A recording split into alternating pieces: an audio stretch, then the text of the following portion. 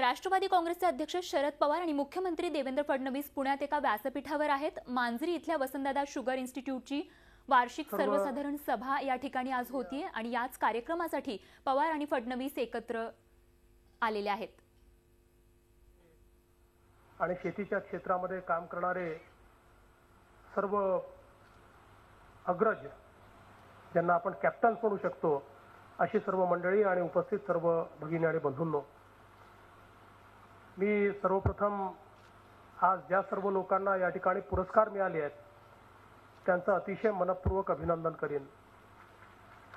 VSIने एक अतिशय उत्तम परंपरा या ठिकाणी सुरू केली आणि या इन्स्टिट्यूटच्या माध्यमातून एकीकडे शेतीच्या क्षेत्रामध्ये, ऊसाच्या क्षेत्रामध्ये मोठ्या प्रमाणात संशोधन केलं जातं आणि आपण बघितलं की त्या संशोधनातनं ज्या काही जाती तयार झालेल्या आहेत त्यातनं मोठ्या प्रमाणात उत्पादकता देखील वाढते आहे आणि म्हणून मोठं संशोधन या ठिकाणी केलं जातं आणि त्या संशोधनातनं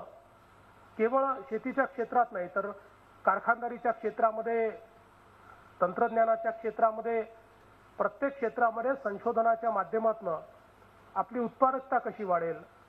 विविध प्रकारच्या उपपदार्थांच्या माध्यमातून आपली कारखानदारी अधिक शाश्वत कशी होईल आणि त्यातनं शेतकऱ्यांना अधिक फायदा कसा मिळेल याचाच प्रयत्न सातत्याने या ठिकाणी केला जातो। आणि आज त्याचाच परिणाम आपल्याला या ठिकाणी बघायला मिळतो की ज्यावेळी व्यक्ती असतील, संस्था असतील, कारखाने असतील यांचा आपण सत्कार या ठिकाणी करतो त्यावेळी लक्षात येतं की आपल्या राज्यामध्ये आपल्यासारखी सगळी मंडळी किती मोठं काम या संपूर्ण क्षेत्रामध्ये करतायत। काही ठिकाणी आपण बघितलं की जे आपले कारखाने आहेत त्या कारखान्यांची जी काही गाळप क्षमता आहे त्या क्षमतेचा पूर्ण उपयोग करून कशा प्रकारे अतिशय उत्तम उतारा घेतलेला आहे। त्या ठिकाणी कारखाना बंद असण्याचं प्रमाण अतिशय कमी आहे। काही ठिकाणी जो ऊसाचा उतारा आहे, खोडव्याचा उतारा आहे तो इतका चांगला घेतलेला आहे। मगाशी 143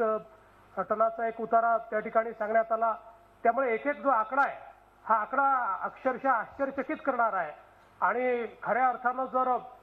आपण मनामध्ये आणलं तर किती उत्तम काम करू शकतो आपले शेतकरी असतील, आपले कारखाने असतील। या संदर्भातली ही सगळी जी काही संकल्पना आहे ती या कार्यक्रमाच्या निमित्ताने आपल्या समोर येते आणि आपण हे स्वागत करत असताना आपली अपेक्षा देखील हीच आहे की ज्या लोकांना आपण पुरस्कार देतो त्यांच्याकडनं ही अपेक्षा आहे की त्यांनी अधिक चांगलं काम केलं पाहिजे आणि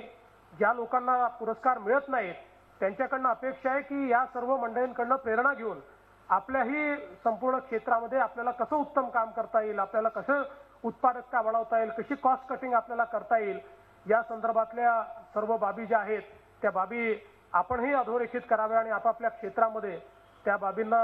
योग्य प्रकारे आपण त्याचा अवलंब करावा अशा प्रकारची अपेक्षा या ठिकाणी आहे। आणि म्हणून माझ्याकरता देखील हा कार्यक्रम याकरता महत्त्वाचा असतो की यातनं खऱ्या अर्थानं या क्षेत्रातल्या सगळ्या मंडळींची भेटी होतात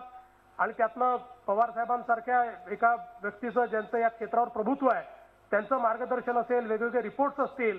या माध्यमातून क्षेत्रामध्ये काय चाललेलं आहे, काय अपेक्षा आहेत, काय केलं पाहिजे अशा अनेक बाबी या कार्यक्रमाच्या माध्यमातून या ठिकाणी मला समजत असतात आणि म्हणून या कार्यक्रमात येताना मला देखील अत्यंत आनंद हा होत असतो। शेवटी आपल्या ऊस कारखानदारीने खऱ्या अर्थानं या महाराष्ट्राच्या शेतीचं जे काही चित्र आहे ते चित्र गेल्या अनेक वर्षामध्ये मोठ्या प्रमाणात बदलवलं आणि शेतीमध्ये मोठ्या प्रमाणात समृद्धी आणण्याचं काम हे या कारखानदारीने केलं आणि आज देखील आता जागतिकीकरणानंतर आता आमची जी कारखानदारी आहे ही केवळ आपल्या राज्यामध्ये किंवा देशामध्ये स्पर्धा करत नाही तर आपल्याला जागतिक स्पर्धा देखील करावी लागते। दरवेळेस आपण ज्यावेळेस बैठका घेतो या संदर्भात विचार करतो त्यावेळेस ब्राझीलमध्ये काय चाललंय, अन्य देशामध्ये काय चाललंय, मॉरिशसला काय चाललंय, अशा वेगवेगळ्या ठिकाणी काय काय नेमकं होत आहे या गोष्टींचा विचार केल्याशिवाय आपल्याला आपली धोरणं देखील ठरवता येत नाही। बाजारपेठेवर देखील जागतिकीकरणाचा एक मोठा परिणाम आहे। त्यामुळे अनेक वेळा स्टॉक असताना साखरेचे भाव इतके पडतात की त्यातनं FRP कशी द्यायची हा देखील प्रश्न उपस्थित होतो किंवा कधी कधी मग ते भाव वाढतात तर ते देखील आसमानाला टेकतात। म्हणजे वाढलेले भाव देखील शेवटी सरकारला त्याच्यावरही नियंत्रण आणावं लागतं, स्टॉक लिमिट टाकावे लागतात आणि म्हणून मला असं वाटतं की या सगळ्या परिस्थितीचा विचार करताना आता ज्या प्रकारचं संशोधन हे आपण कारखान्याच्या क्षेत्रात केलं आहे, शेतीच्या क्षेत्रात केलं आहे त्याच प्रकारचं संशोधन आपल्याला आता हे जे काही साखर तयार झाल्यानंतरचं मॅनेजमेंट आहे त्या मॅनेजमेंटमध्ये देखील आपल्याला करावं लागेल, कारण त्याच्यामध्ये जोपर्यंत अधिक ट्रान्सपरन्सी येणार नाही, अनेक वेळा हा जो चढ उतार आहे या चढ उतारामध्ये बऱ्याच वेळा काही महत्वाचे प्लेयर्स असे असतात की त्यांना त्याचा फायदा मिळतो, तो त्यांचा धंदा आहे, पण तो फायदा अनेक वेळा कारखान्यांना मिळत नाही, तो अनेक वेळा शेतकऱ्यांना मिळत नाही. त्यामुळे यातनं आपल्याला अधिक पारदर्शी अशा प्रकारची व्यवस्था, पारदर्शी म्हटल्यावर इतका जोरात आवाज झाला,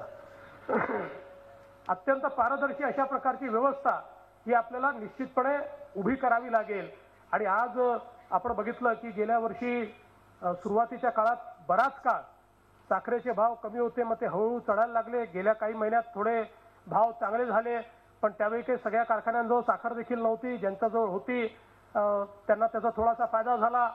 काही लोकांच्या तक्रारी अशा देखील होत्या की साहेब भाव मार्केटमध्ये दिसतोय, आम्ही त्याची विक्री करता टेंडर काढलं तर कोणी येत नाही, टेंडर घेतलं तर ते उचलत नाहीत. अशा अनेक समस्या निश्चितपणे या क्षेत्राला आज भेडसावतात आहेत.